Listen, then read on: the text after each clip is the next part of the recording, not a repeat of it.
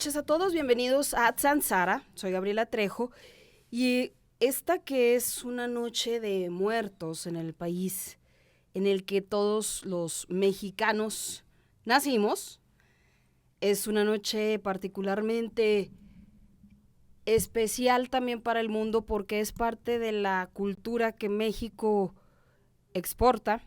Es parte de lo que nos ha dado identidad. Cuando salió la película Coco, yo la vi en cines de Italia y era muy curioso ver nuestras tradiciones traducidas, porque allá todo lo traducen. Allá no existen los subtítulos, nuestras tradiciones traducidas al italiano. Era honroso y motivo de levantar la cabeza henchidos de eso, de orgullo, el ver cómo en otros países, en otras latitudes del globo terráqueo, nuestra cultura tiene un alto impacto de admiración. México ha despertado siempre la curiosidad, la inquietud, el interés de los extranjeros por conocer justo eso que luego los mexicanos dejamos de ver y de apreciar, que es nuestra cultura, lo que nos da identidad y lo que a veces nosotros, por la inercia de vivirlo, dejamos de ver. Esta noche, en dos vertientes de eso que estoy diciendo, voy a conversar con el director de teatro, Eduardo Alcántara, porque hay dos cosas que siguen ocurriendo en México y que es muy valioso mantener y recuperar en la medida de lo posible. Uno es eso, el ícono tan potente que representa la Noche de Muertos para los mexicanos, cómo se vive, cómo lo vivimos, por qué estamos tan fascinados por disfrazarnos, por crear historias de terror, por contarlas, por recrearlas, por vivirlas, por participar. Y también la cultura del teatro y lo loable que es seguirlo haciendo contra viento, marea, plataformas, streamings, internet. Por eso todo el reconocimiento para ti, Eduardo Alcántara, porque tú produces, estás como yo en mi programa, tú produces, diriges, conduces. Y escribo. Igual que yo en mi programa, generas todo lo que haces y eso es muy loable porque habla de alguien que tiene los tamaños, el talento y el tesón. Gracias. Te lo reconozco. Gracias, Gaby. Ahorita estás montando una puesta en escena con motivo de la festividad de muertos en el mundo, pero focalizada en nuestro país, de la cual ya hablaremos más adelante. Pero platícame, ¿cómo es que haya todavía Quijotes como tú que siguen haciendo teatro en un mundo digitalizado? Fíjate que yo creo que el teatro es el origen de todo. Para mí el teatro es prácticamente, se puede decir, como todo un rito, una religión que hay que seguir. El teatro tiene la cualidad de que es en vivo, es en ese momento.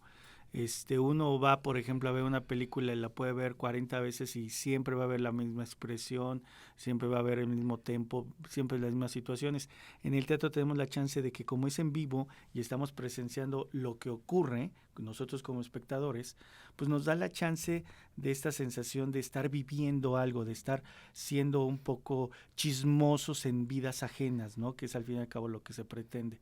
Es muy padre el suceso de lo que ocurre en ese momento y sí, yo me subí a un escenario a los 12 años y realmente jamás me he bajado. Es como un vicio.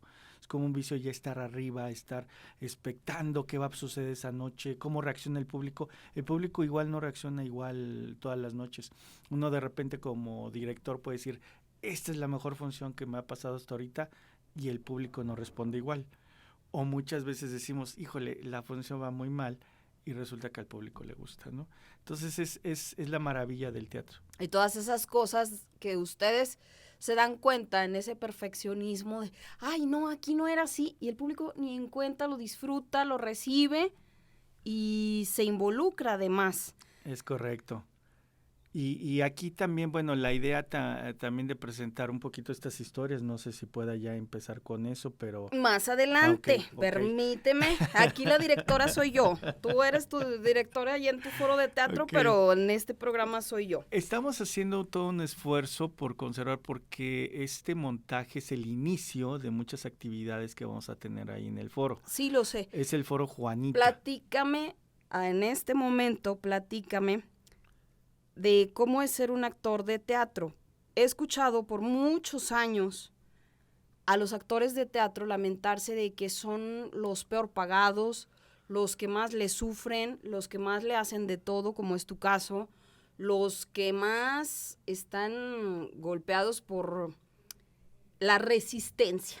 Eso que ustedes los artistas llaman la resistencia, porque dicen, bueno, es que los de cine la tienen muy fácil. Tienen hasta su camper, su camerino, su daiquiris, todo, su sombrita, todo. Los de cine, los actores de cine se sienten estrellas, ¿no? Se comportan como divas.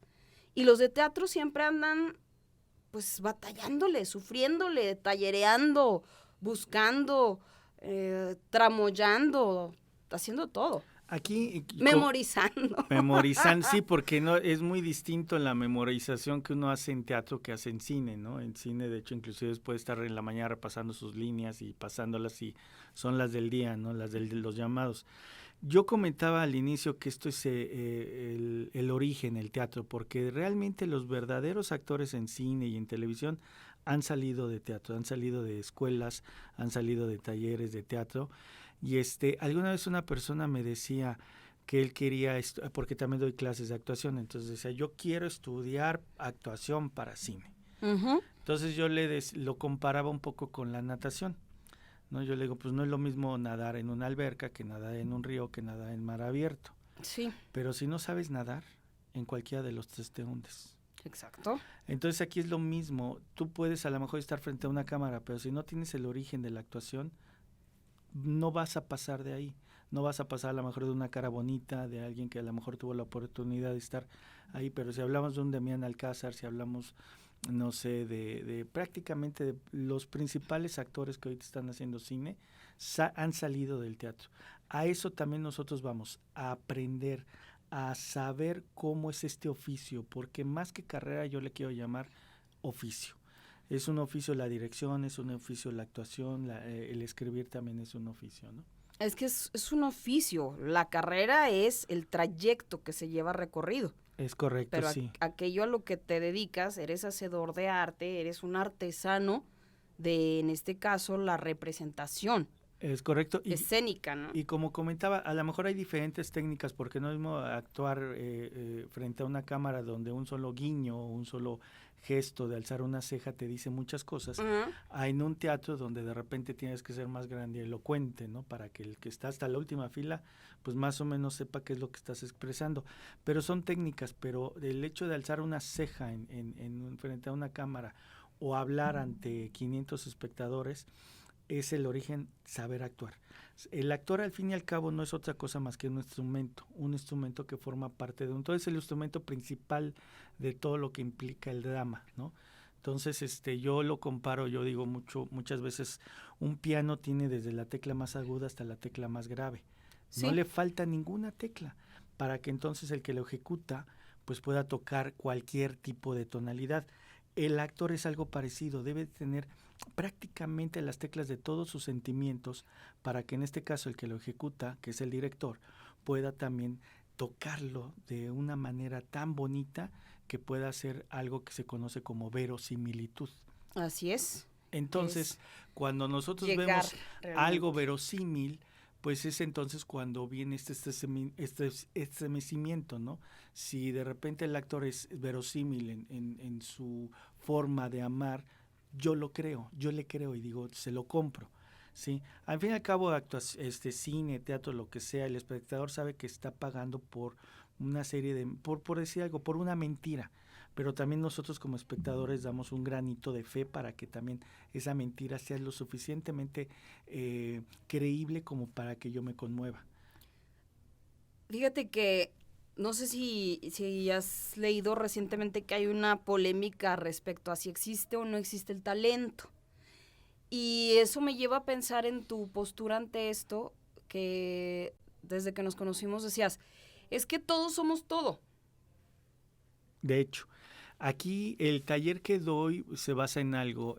Por ejemplo, el actor tiene, hablo precisamente de estas teclas, porque a lo mejor el actor debe de tener una tecla donde diga, hoy vas a asaltar a alguien y lo vas a amenazar.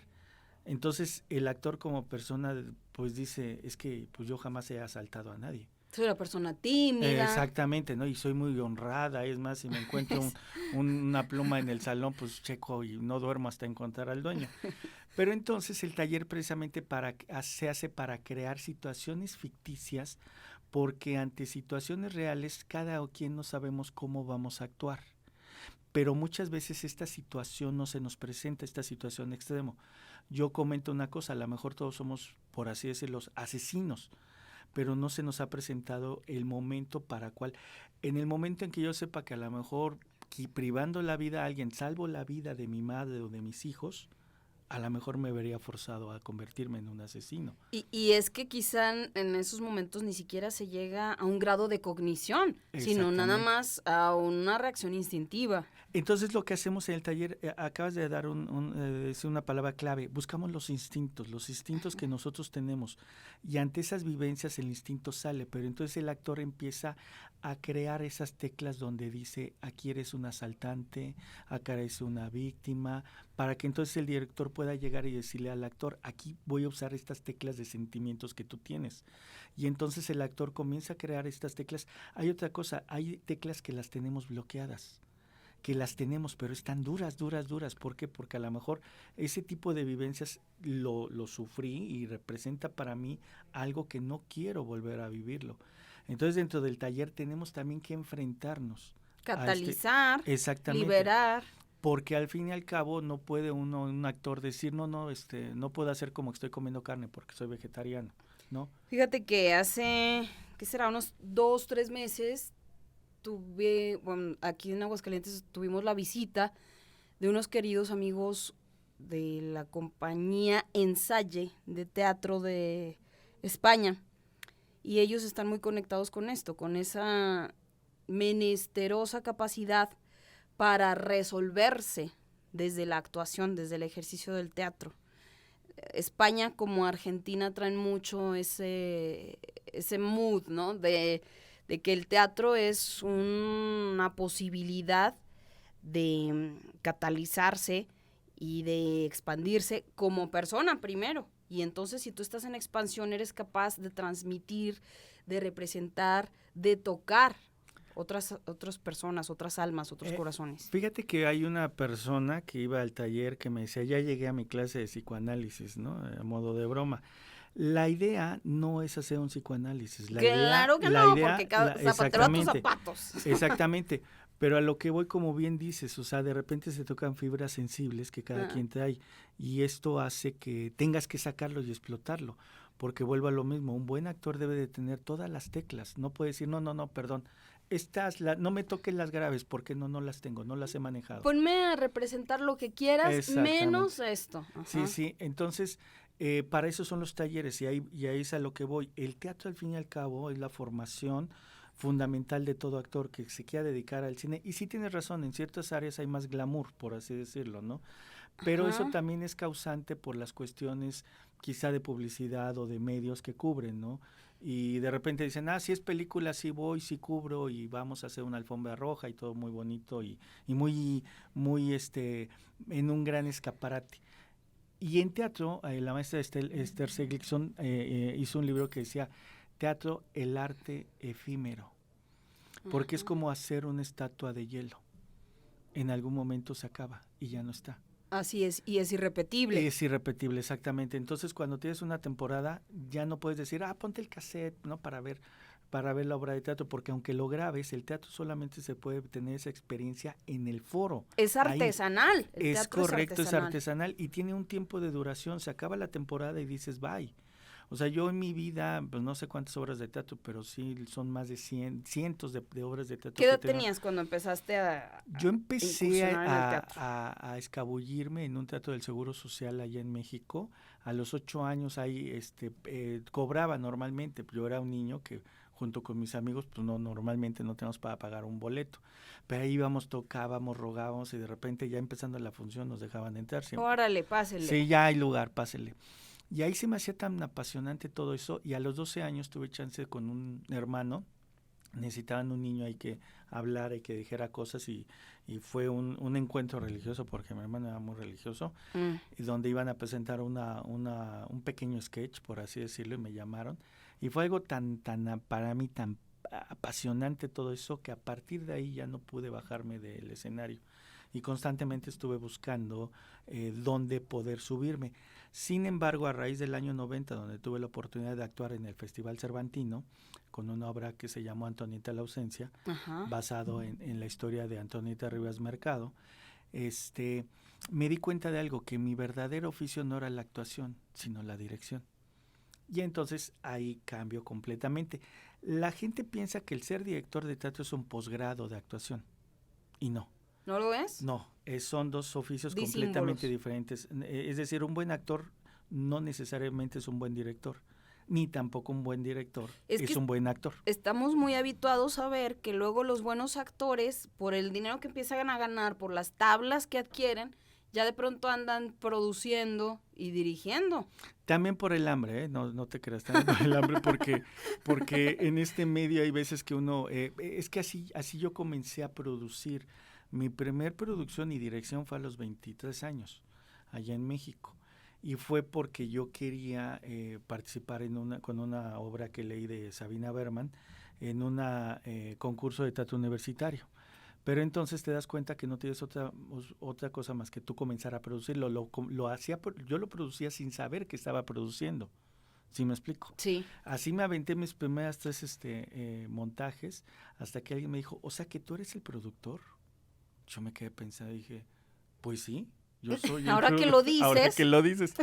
Y de repente se me acercaba gente y me decía, oye Eduardo, tú que eres productor, no seas malito, prodúceme tal obra. Entonces decía, no, no, no, no, yo soy productor por necesidad, porque yo lo que quiero es dirigir y te das cuenta que si querías dirigir, pues tenías que producir. Y de ahí entras a una situación donde dices, o sea, hay gente que puede patrocinar. Ok. Y entonces empiezas a buscar algunos patrocinadores, alguna vez manejas intercambios. Las relaciones. Uh-huh. Y así es como después de mi tercer montaje que hice de Locos de Amor de Sam Shepard, un escritor estadounidense excelente, yo creo que de los mejores que ha habido, mi maestro Escárcega se fijó en mí, en mi dirección, y el maestro Escárcega llega a ser director del Centro Nacional de la Escuela Nacional de Teatro en el IMBA, sí. Y me invita como director promesa a una serie de festividades que tenían del 50 aniversario de la Escuela de Arte Teatral del IMBA. Ya. Ahí hago un montaje sobre una obra de Benjamín Gavarre que se llama Yo el peor de los dragones, que es una analogía sobre el matriarcado mexicano. Y por ende también de la creación de un ser aberrante que es el macho. Aquí haciendo el símil con un dragón, ¿no? Que se devoraba cuanta doncella conocía, ¿no? Ya. Y hasta que encuentra un símil de su madre y entonces se somete y por ahí empieza otra vez una figura, nuevamente la familia, la nueva creación de machitos o de dragoncitos y demás, ¿no? Pero a mí lo que se me ocurrió fue hacer un experimento escénico, siempre he estado muy a favor de los experimentos escénicos, entonces partí la escena como si fuera un rompecabezas. La ve Luis Mario Moncada, bueno, más bien le llegaron a comentar a Luis Mario Moncada, que también se presentó en las mismas festividades.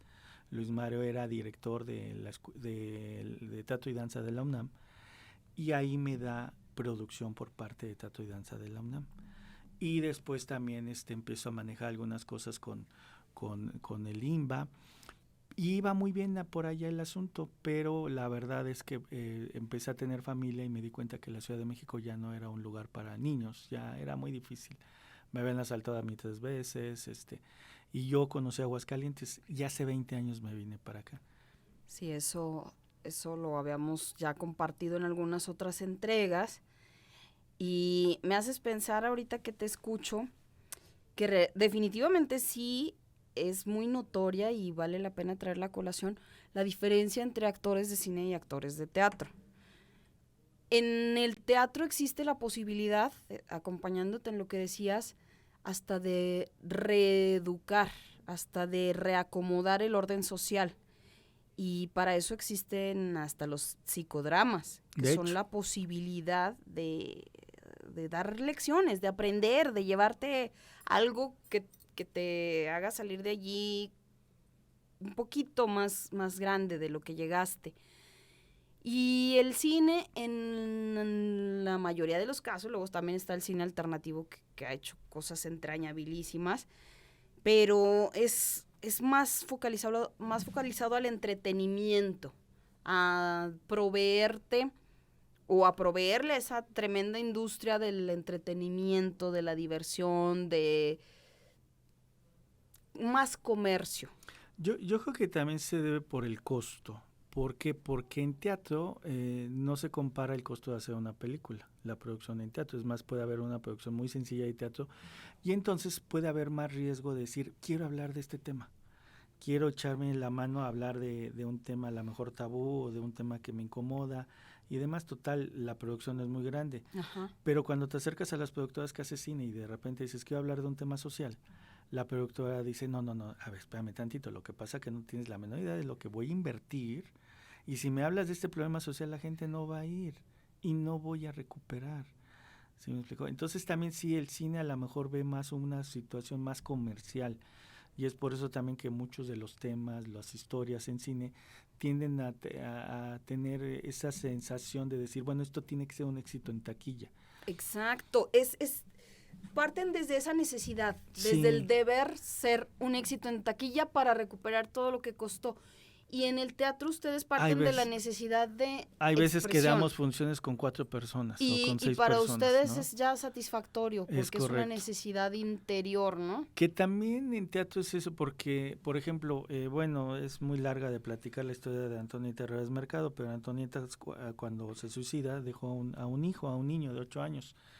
Y alguna vez en esta función que dábamos en el Museo del Carmen, Sí. porque después de ir al Cervantes estamos en el Museo del Carmen, entraron nada más 5 personas, Sí. 5. 4 de ellos con unas vestimentas extremadamente costosas. Las mujeres llevaban unos abrigos impresionantes. Yeah. Y una mujer un poco más modesta en su vestir.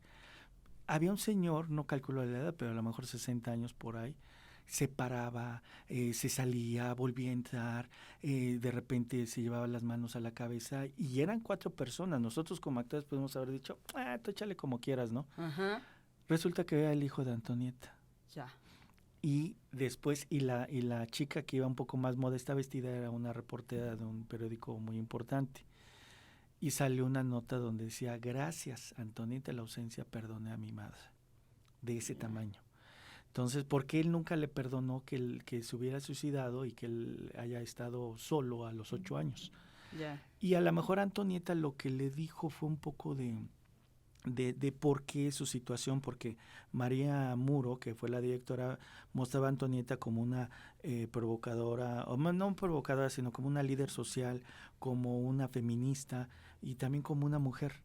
Pues es que lo era sí. Disruptiva, pues ves sus amistades, Tina Modotti, los Calo Rivera, de ¿no? hecho fue la precursora de un movimiento que se llama los contemporáneos, ¿no? Andrés Enestrosa, varios grandes, ¿no? Nahui Olin, el doctor Atu. De hecho a ella también le debemos la Sinfónica Nacional, entre otras cosas. Pita Amor, todo eso debe haber sido bellísimo existir en ese tiempo y que ese fuera tu grupito de amigos, pues ¿no? Imagínate, imagínate. Epifánica. Entonces, ¿a qué voy con esto? Al fin y al cabo, a lo mejor, y de hecho hay una película que habla sobre Antonieta, pero tristemente pues un poco borrada por la historia. Y a lo que voy con esto es que si a lo mejor ahorita llego con un productor y le digo, ya hagamos una película sobre Antonieta, la ausencia de cine, seguramente me diría, híjole, no creo que sea gran éxito comercial, ¿no?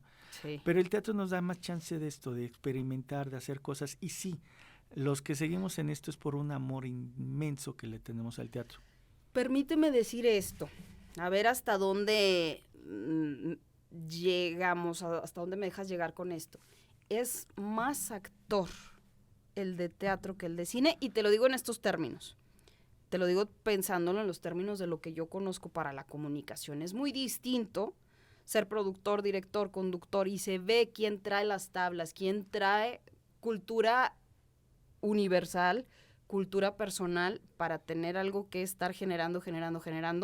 Es muy distinto ese tallereo, ese oficio que tú bien describes, a quien llega ya con el chícharo, te sientas a 45 grados, de ahí no te mueves, contienes las respiraciones, te vas a poner esta camisa, este pantalón, aquí tienes la hoja de lo que vas a decir, de ahí no te sales, no tienes permitido una palabra de más, una palabra de menos, y hasta allí llegas. Y a eso me suena mucho el cine. Bueno, aquí en este caso yo Al menos el comercial. Sí, no, como comento, o sea, pondré nada más un ejemplo ahorita del lado del teatro, los Bichir. Los Bichir, claro. Los Bichir, su papá, un gran director. Y su mamá. Alguna vez vi un currículum, no me acuerdo si de Demian o de Bruno, pero a los 6 años ya estaban actuando en teatro. Sí. Ellos vienen con toda una escuela de actuación. Es que la actuación es la actuación, al fin y al cabo. Y donde realmente se forma el actor es en el teatro. Donde realmente, una de las chicas que salen ahorita en la puesta de escena que tenemos, es prácticamente su primera temporada profesional. Sí.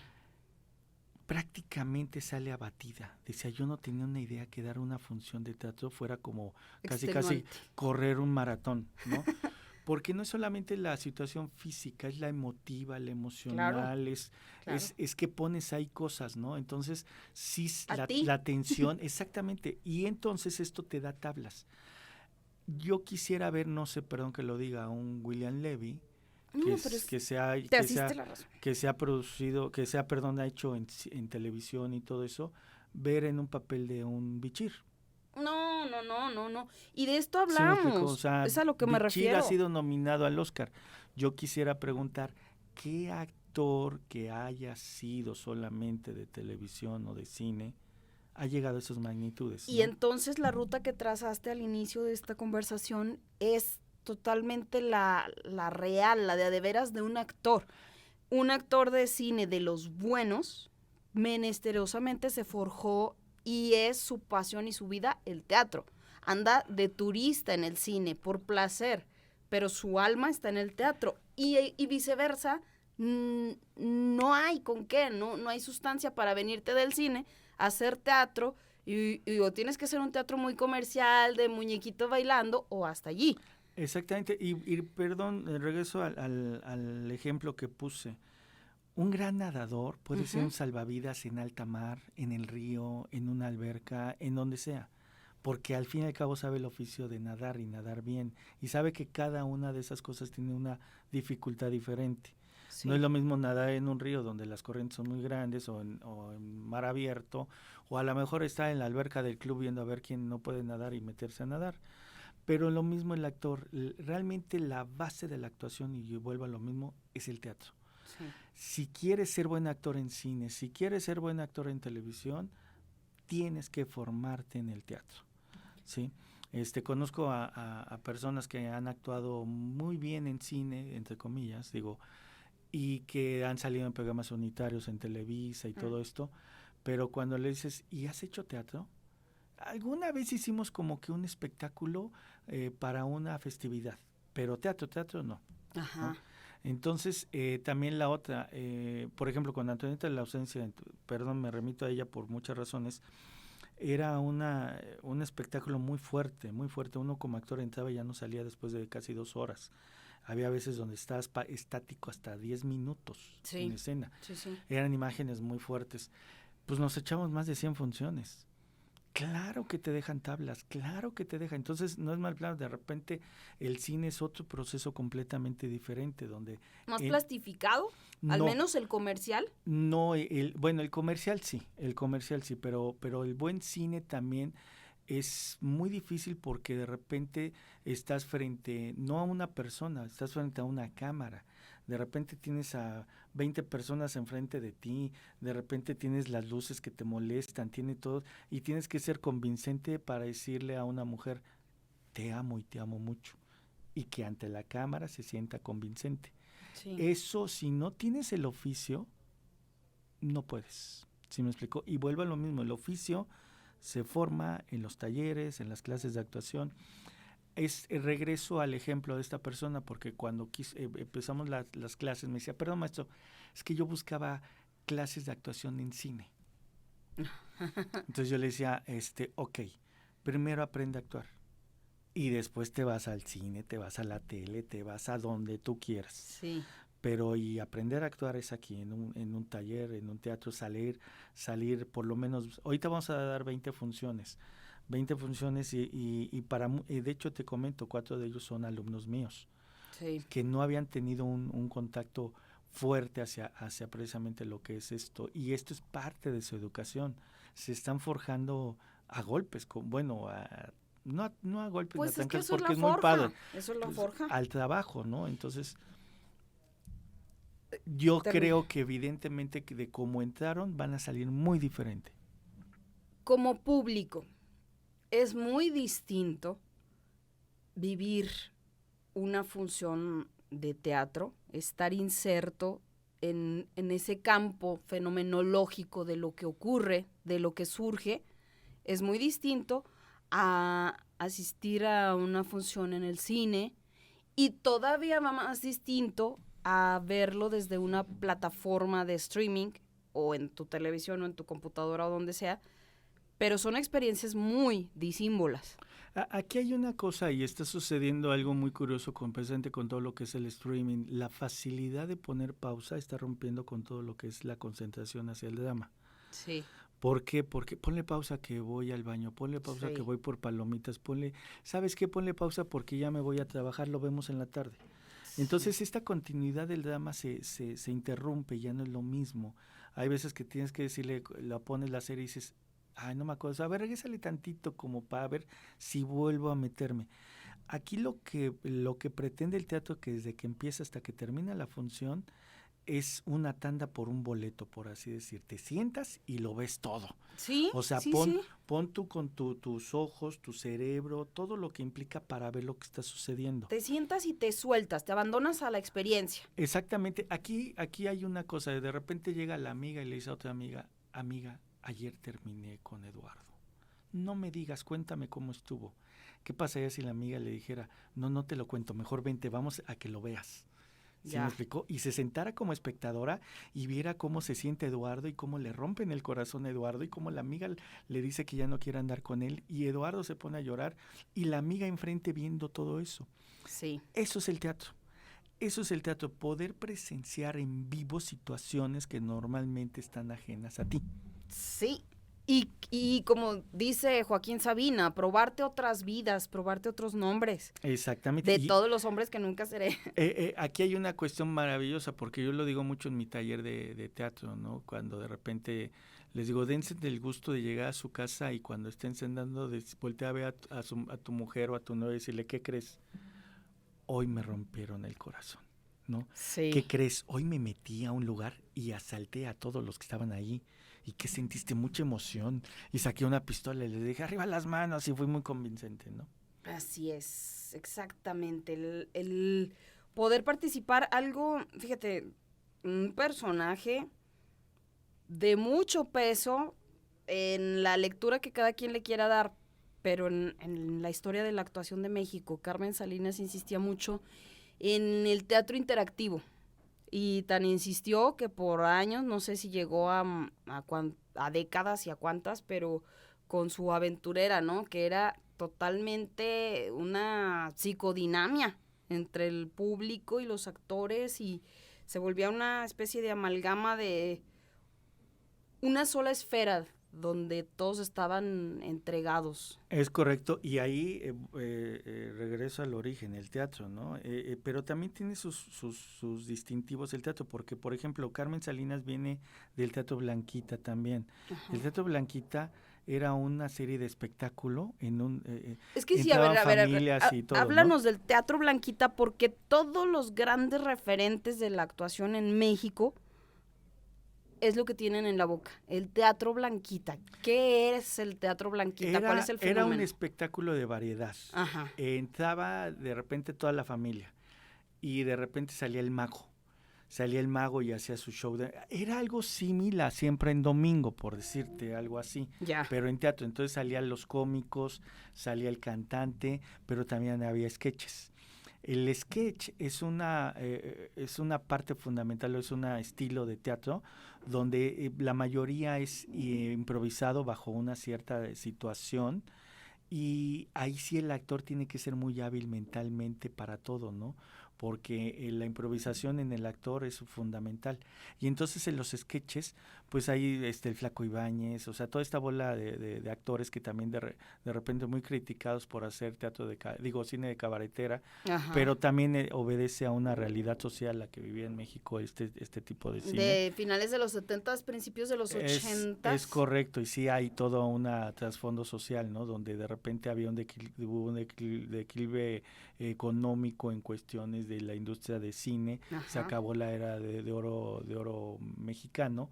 Ajá. Y de repente vieron un campo abierto donde este tipo de cine, y las productoras empezaron a apoyar en eso, porque resulta que si se apoyaba cine un poquito mejor hecho en cuanto a guiones, en cuanto a temas, la gente no iba. Hay una cuestión también muy importante. Hace poco leí en internet algo que me llamó la atención, que decía, la gente que no lee es ahora la que tiene el poder. Ay, lacerante, sí, pero real. Sí, me explicó, o sea, sí, lacerante pero real. Entonces eso quiere decir que tienes también tú como productor tener que hacer un producto para la mayoría de la gente, y te topas que entonces la mayoría de la gente a lo mejor no la interesa o no sabe ni quién es un Salvador Novo, quién es ya no nos vayamos a Salvador Novo, ni tan siquiera un García Márquez, así ¿no? Es. Ya no hablemos de Juan Rulfo. O lo tienen como mexicano, ¿no? Gabriel García Márquez es de México. Ay, caray. Sí, y entonces, sin embargo, son los que hoy te están consumiendo, y consumiendo internet, lo que vende internet, desde consumiendo para empezar cortos, su vida, su tiempo, su capacidad cerebral. Pero aquí en tanta sobresaturación, tanto bombardeo de contenido sin sustancia. Es correcto, no lo voy a decir yo, lo dijo Facundo Cabral. Con otras palabras lo voy a decir ahorita. Decía que su papá le decía, es que no hay, la guerra contra los tontos está perdida, mijo. Sí. Y decía, ¿por qué, papá? Dice, porque hay muchos. Así es. Entonces, decía también, por más temprano que amanezcas, que despiertes, ya hay un tonto en la calle, ¿no? Entonces, ¿a qué voy con esto? También te tienes que enfrentar a este tipo de cosas, porque también si haces un producto muy exquisito, y no porque uno sea exquisito, sino a lo mejor pues es un poco ha leído, ha hecho algunas cosas, no va la gente y tiene miedo. Y eso también es otra cosa que quiero hablar del teatro, porque el teatro está hecho para todo público, o sea, el teatro es entendible, pero la gente también piensa que el teatro es igual a no le voy a entender, o me van a meter en la cabeza cosas o temas que no quiero. Y no, el teatro es divertimento. O sea, al fin y al cabo, aunque vayas y te asustes y sufras, es divertimento, porque es una parte del entretenimiento, ¿no? Sí, estas experiencias como público también es complicado. Te comparto una experiencia justo de esta compañía Ensaye, esta compañía española que tuvimos la fortuna de tener aquí. Acudí con un querido amigo a ver una de las funciones y teníamos gente atrás que nos estaba estropeando la posibilidad de estar concentrados y cuyos comentarios aquí los teníamos en la nuca y decían, o sea, eran como burlescos, ¿no? Como en el sentido, todos esos, tú sabes, porque lo sabes, que los silencios, el manejo del silencio, sí, claro, es una herramienta poderosísima de ustedes. Sí, claro. En teatro.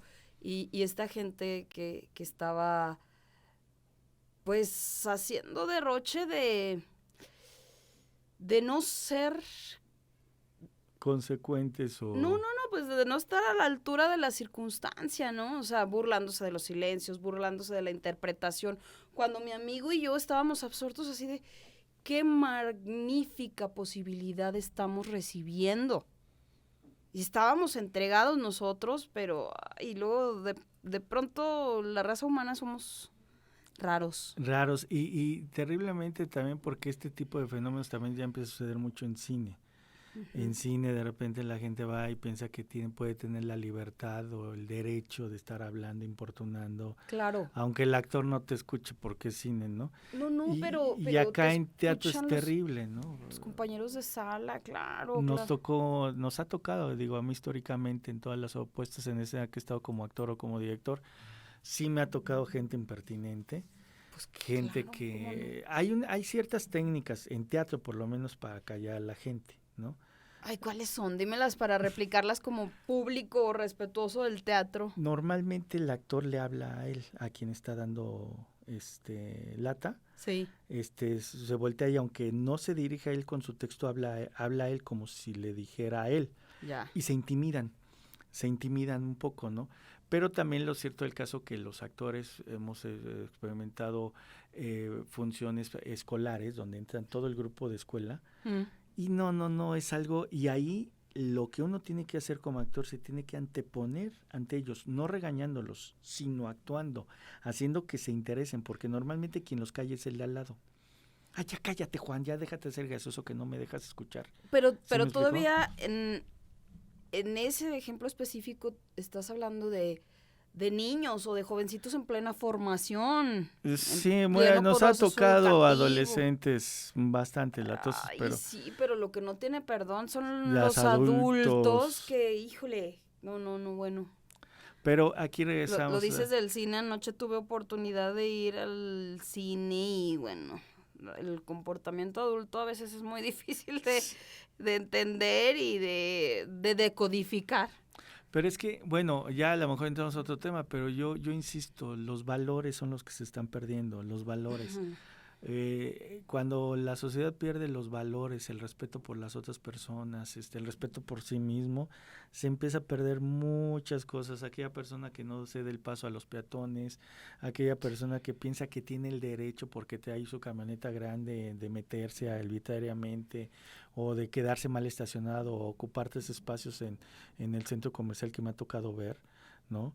Que dices, rompen toda lógica, todo sentido común, ¿no? Pues tienen en este país que para todo tenemos nombres y apodos muy descriptivos, pues, los don vergas. Exactamente, los que también están, me ha tocado muchas veces ver gente que se estaciona en lugares para incapacidad y de Sí, repente caray. se bajan muy tranquilos y todo, y en Oye, verdad, ¿les dices algo? y se molestan. Pero molestísimo. Sí, O sea, en sí, lugar ¿no? de que se les caiga la cara de vergüenza. Sí, no, ¿qué es eso? Los valores se han perdido completamente y yo creo que hay que recuperarlos y eso no es cuestión ni de autoridad ni de escuela, es cuestión de familia. Sí. Que aunque no exista la figura paterna, aunque no exista la figura materna, o sea, debe de haber valores en la escuela. Oye, mi hijo, lo tiraste, lo recoges, lo ensuciaste, lo limpias, ¿no?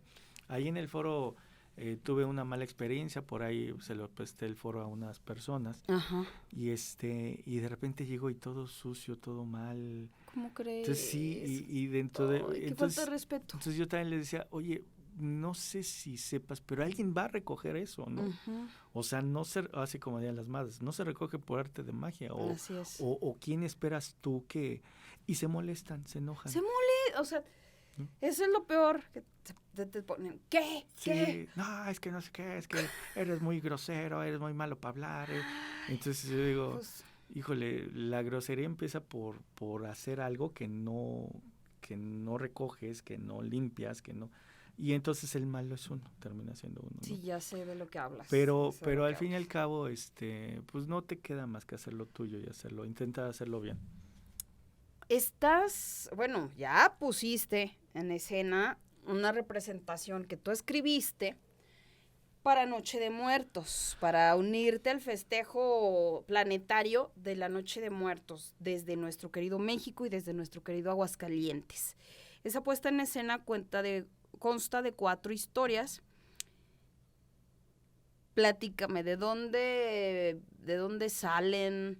¿Cómo es este proceso de estar escribiendo? O sea, la verdad es que yo quiero hacerte un reconocimiento porque eres profesional en el sentido integral de la palabra. Gracias. Eres el que está, o sea, análogamente te veo a ti haciendo lo tuyo y me veo a mí yo escribo mis cosas porque yo sé qué es lo que estoy escribiendo, yo sé qué es lo que va a llevar mi nombre, yo sé qué es lo que va, o sea, aquello donde yo ponga mi nombre tengo que haberlo escrito yo, tengo que haberlo producido yo, dirigido yo, y es así. ¿Por qué? Porque tienes un nombre que cuidar, tienes un respeto a lo que haces, un grado de la excelencia y de la profesionalidad que, bueno, luego no es precisamente lo más prevaleciente en el entorno. Entonces quiero hacerte ese reconocimiento loable.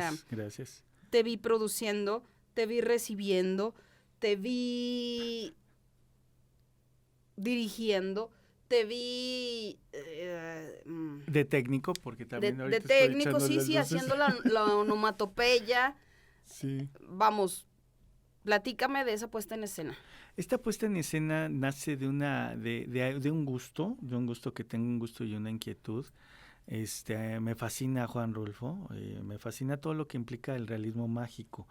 Pues uno de los personajes. De hecho, el final de la obra sí toca más en lo que es el realismo mágico. También recuerdo en mis tiempos, tú no lo vas a recordar, pero es muy joven, un programa gringo que se llamaba Galería Nocturna.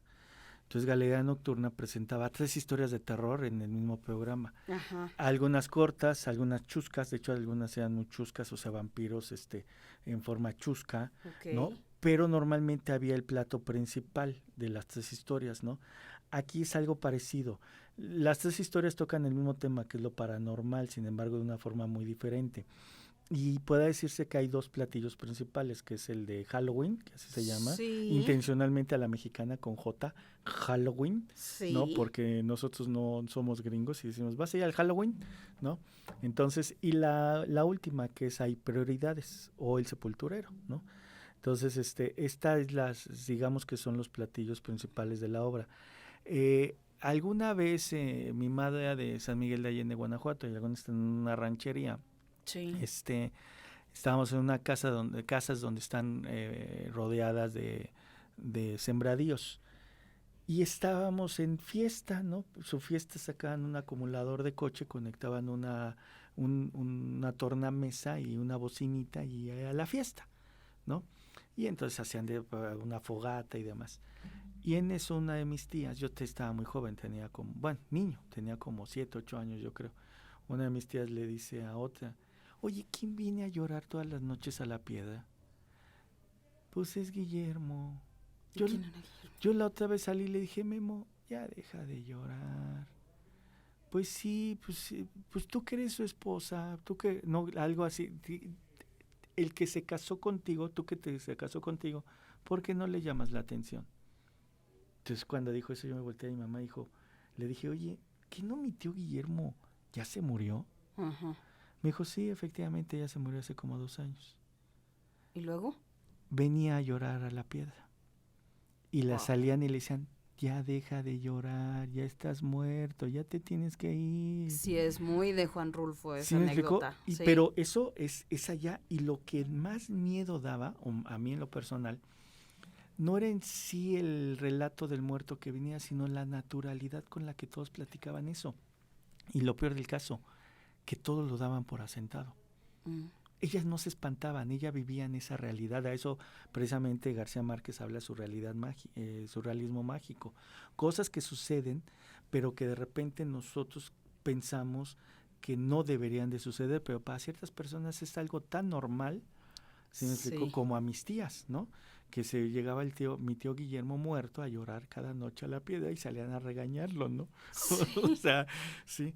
Entonces, este tipo de historias, regresamos un poco a lo que yo platicaba con esta niña que decía que cortó a Eduardo, ¿no? ¿Cuántas veces has ido a casas donde te dicen, aquí está embrujada? Sí, y tú entras con esa sensación o esa idea de decir, quiero ver al muerto, ¿no? Quiero ver la historia, y no ves nada, ¿no? Bueno, acá la idea es recrear ciertas historias donde tú vas a tener chance de entrar y verlas. Oye, pero hiciste una amalgama bien interesante, porque efectivamente tienes ese abordaje tan mexicano, tan rulfiano, pero luego exactamente, le enhebras allí con algo una más gringo. representación gringa, Sí, con J, halloweeniana. Y luego también ese terror psicológico de la primera historia, Ajá, muy evocativo de la hora macabra, la hora marcada, la hora marcada, sí. o la telaraña, ¿no? Que era un terror psicológico muy bien logrado, con poca producción, pero muy agudo, ese filo. Y lo tradicional, como una conexión muy directa, creo que así veo la segunda historia, como una conexión muy directa con lo que nos asusta a los mexicanos. ¿Qué es la muerte? ¿Qué es los sí, ya sé, ya, sí, muñecos, sí, los muñecos? no, y de hecho en la publicidad ahí está, ya lo metí ahí, un payaso, ¿no? O sea, ese miedo al payaso, al muñeco. No, también. pero los chiquitos. Ok, es muy de segunda sí, historia. los nahuales, lo de los aplausos, ¿no? Cuando de repente... No, eso es lo que te digo que es como terror psicológico, muy estilo de La Hora Marcada, que el programa de los 80s. Aquí la idea fue hacer un mosaico diferente, o sea, donde cada historia, y también la otra, como que te esperas algo y resulta que no. O sea, como que sientes que la historia va por un lado y de repente hay un vuelco en la historia donde dices, caray, eso no me lo esperaba. Yo, de hecho, he comentado una cosa en algunas otras entrevistas también que me han hecho, donde comento que es muy difícil hacer terror. Terror y comedia, aunque no creas. O sea, es más difícil hacer reír al público que hacerlo llorar. Sí. Y todavía es muchísimo más difícil hacer que un público sienta miedo. ¿En serio? Sí, o sea, es que si no puedes caer muy fácil en el ridículo. Ya. O sea, si sacas un disfraz chafa, sí, caes en el Tintán, ¿no? Donde se le veía el Chabelo Chabelo contra los monstruos, ¿no? Capulina contra los vampiros. ¿no? Sí, o sea, caes en eso, ¿no? Sí. Si el disfraz es chafa, si el texto es malo, también, ¿no? Si la historia es absurda, te ríes. En lugar de que te dé miedo, te da pena ajena, te da risa. Es muy delgado el hilo sobre el cual transitar hacia el abaratamiento, el acorrientamiento de algo tan digno de respeto como el teatro, sí. ¿no? Y también la otra, tampoco en estas historias buscamos el susto barato. Lo que yo le llamo el pastelazo, ¿no? Ajá. Donde va a salir alguien y te va a asustar, ¿no? Y ¡ay, qué miedo!, ¿no? Sí, ok, a lo mejor en este tipo como casa de sustos, ¿no? Te asustas, pero sales y ya te asustaste y va. Pero creo que estas historias te dejan algo, sobre todo la última, donde a lo mejor hay una cierta reflexión hacia ti mismo, ¿no? Así es puede ser en muchas ocasiones un espejo y bueno, en todos los abordajes es un viaje interesante, es un viaje bien contado, bien logrado. El que sabe hacer arte lo sabe hacer con cero recursos o aquellos que se tengan a la mano que son ganancia y sabe hacer alegorías onomatopéyicas, alegorías en todos los sentidos con nada o casi nada. Y eso es el caso, te lo quiero reconocer. Lo estás presentando en el foro teatral que tú has estado amasando. ¿Es el Cuartel o no me digas? El Centro Cultural se llama el Cuartel. Okay. Y el foro se llama Foro Juanita. Okay. Lo comento porque el foro cultural consta de más espacios donde hay actividades como cursos, talleres y demás. Ya. Entonces dentro del dentro del Centro Cultural está el Foro Teatral Juanita. Ya. Te comento, normalmente todo lo que yo hacía de actor o lo que fuera, soy Eduardo Alcántara. Sí. Y mi madre cada vez que iba decía, no tienes madre cuando diriges, mijo. Entonces yo decía, pues que porque soy muy bueno y raro, porque mi madre no decía groserías, ¿no? Hasta que entendí, ok, Eduardo Alcántara Juárez, nunca me ponía Juárez. Ya. Por eso no tenía madre y mi madre lo decía con despecho, ya. ¿no? No tienes madre cuando diriges o cuando actúas, ¿no? Ya. Y mi madre se llamaba Juana. Entonces, en honor a mi madre, por eso el Foro Juanita. Ahí para que va a decir desde dónde está, que ya partió hacia donde tenga que partir, pues ya vea que efectivamente, pues cuando dirijo tengo madre y mucha. Que además el foro es un lugar que está muy accesible. A ver, esta puesta en escena la estás presentando ¿hasta qué día? Es en el Foro Juanita, que está en la calle Guerrero 300, ¿qué? 362, Colonia Obraje, está de este lado de López Mateos. Atrás, Sí, a 3 cuadras, 2 cuadras y media de López Mateos. Atrás, no, bueno, está media cuadra, porque no, de López Mateos es media cuadra. Lo que pasa es que son muy chiquitos. Se siente mucho, pero sí es media cuadra. Bueno, está como a mitad de la cuadra. Ajá. Y está atrás de donde era el antiguo hospital Hidalgo, el Hospital Hidalgo. Está la calle de Galeana, sí. y Vicente Guerrero es paralelo y atrás prácticamente, ¿no? Entonces, ahí estamos en el Foro Juanita. Nos quedan 2 fines de semana, de jueves a sábado a las 9 de la noche y domingo a las 8 de la noche. El espectáculo dura 1 hora. Y esa es otra, o sea, la verdad, alguna vez fui a ver La Dama de Negro, muy buena obra de teatro, pero tiene pocos picos de emoción. Sí. Acá al presentar 4 historias en 1 hora nos da chance de tener muchos picos. Sí, ¿no? sí, te vas a muchos lugares en poquito tiempo, viajas, la posibilidad que dan los libros, que da el teatro, que da el cine. Es caro ir al teatro, Eduardo, porque ese es otro preconcepto. Ay, no, ¿cuánto voy a gastar? Prácticamente lo que te cuesta ir a la tienda y comprarte unas papas y unos refrescos sale lo mismo que ir al teatro. Aquí estamos cobrando 150 pesos la cuota de recuperación, y si lo compras vía WhatsApp te cuesta 100 pesos. Okay. O sea, realmente ya conforme como está la inflación y como está todo, o sea, el kilo de jitomate está en 30, 40 pesos, ¿no? Entonces, a lo que voy, creo yo que ir a un divertimento como es el teatro es caro porque la gente diario va. Uh-huh. O sea, en el cine no, en el cine ponen una cinta y Bruce Willis está en su casa y tú ves la cinta. Sí. Sí, en teatro no, todos vamos. Todos los días, es desgaste. Todos nos transportamos, todos estamos ahí. En México el teatro es muy caro. Aquí no es como debería de ser. Yeah. Estamos siendo empáticos con la ciudad, con muchas cosas y sobre todo también, pues más o menos es lo que se cobra en todos lados ahorita. Bueno, pues quiero desearte que siga para adelante porque realmente es teatro del de verdad, y los que le conocemos poquito al tema, los que crecimos con libros en la mano, los que le conocimos sabiendo, o los que nos juntamos con nuestros amigos, cuando hay algo valioso que ir a ver y nos vamos junto con nuestros amigos, vente, tienes que ser tú el que me acompañe porque eres tú el que lo va a valorar y lo va a saborear, el que lo va a degustar. Pues agradecemos agradecemos estas posibilidades que todavía se mantienen vivas y que tú eres uno que lucha contra todo eso, que luchas contra el streaming, contra la dinamia avasallante de la internet, que se está llevando tantas cosas, se está llevando la prensa escrita, se está llevando tantas cosas que no se lleve el arte. Entonces, te lo reconozco. Gracias. Este esfuerzo es un esfuerzo valioso, es un esfuerzo bien logrado, es un esfuerzo con sustancia, y que sigas haciendo muchas cosas más y que sigamos teniendo la posibilidad de asistir y de colaborarte para que se sepa, que se difunda y que se reavive la flama del teatro. Tenemos, gracias, y sobre todo lo que nos importa mucho son las nuevas generaciones, ¿no? Sí. Es como cuando algo dices de entrada, no me gusta comer esto, pero nunca lo has probado.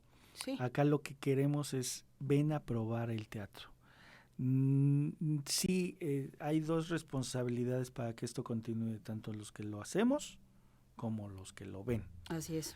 Entonces yo creo que ahorita nosotros estamos poniendo nuestro granito de arena haciéndolo.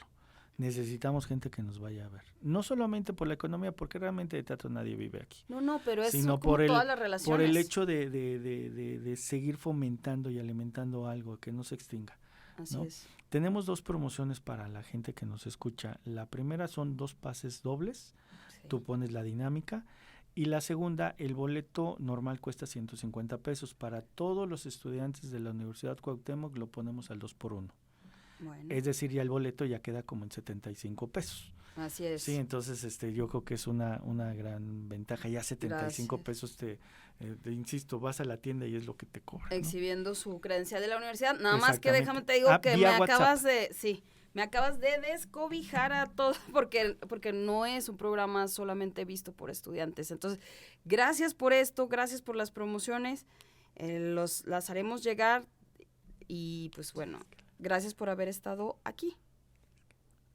Nos vemos en la No, próxima. al contrario, Gaby, gracias a ti, te agradezco mucho la invitación como siempre, es un gustazo platicar contigo, una mujer tan conocedora, tan educada y tan culta como tú, siempre es un gusto encontrar a alguien y platicar como esta plática que para mí ha sido verdaderamente sensacional. Conversar contigo siempre también es nutricio, es lo referente, es lo que trae uno, es lo que se puede compartir. Entonces, gracias siempre, Eduardo Alcántara, y que nos permita seguirte acompañando en todo lo que hagas, porque son cosas sustanciosas. Gracias también a todos ustedes. Los saluda Gabriela Trejo desde Cuau Radio, en la Universidad Cuauhtémoc. Esto es Sansara. Buenas noches, nos vemos. Hoy es martes, nos vemos el jueves, porque mañana, Día de Muertos.